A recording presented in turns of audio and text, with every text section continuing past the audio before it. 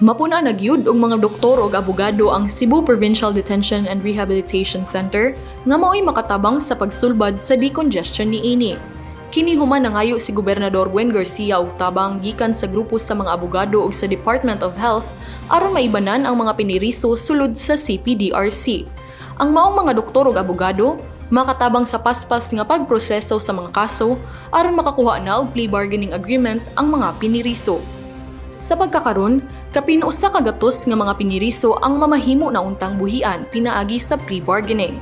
Apan naghuwat ba kini og drug test isip usa sa mga requirements sa korte. Apan kanunay puno ang mga drug testing facilities, hinungdan nga napura ka mga piniriso ang makapa-drug test sud sa usa ka semana. Nunot niini, mipasalig ang Department of Health Region 7 ug Provincial Health Office sa pagpadala og dugang nga mga doktor nga mamahimong mutabang sa pag-drug test. Ang maong mga doktor sugdan sa pagbansay karong umaabot nga Setyembre 4. Human sa ilang pagbansay-bansay, mamahimo silang mosulod sa CPDRC aron mopahigayon og drug testing ug dili na magsalig ang probinsya sa mga drug testing facilities sa gawas.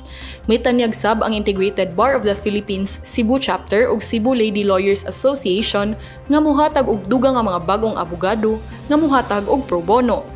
Kaparte kini sa mandato sa Supreme Court alang sa mga bagong abogado nga kinahanglan makaserbisyo og 120 ka oras nga pro bono o libreng serbisyo. Alang sa balita sa Cebu, kini si Paula Mendoza.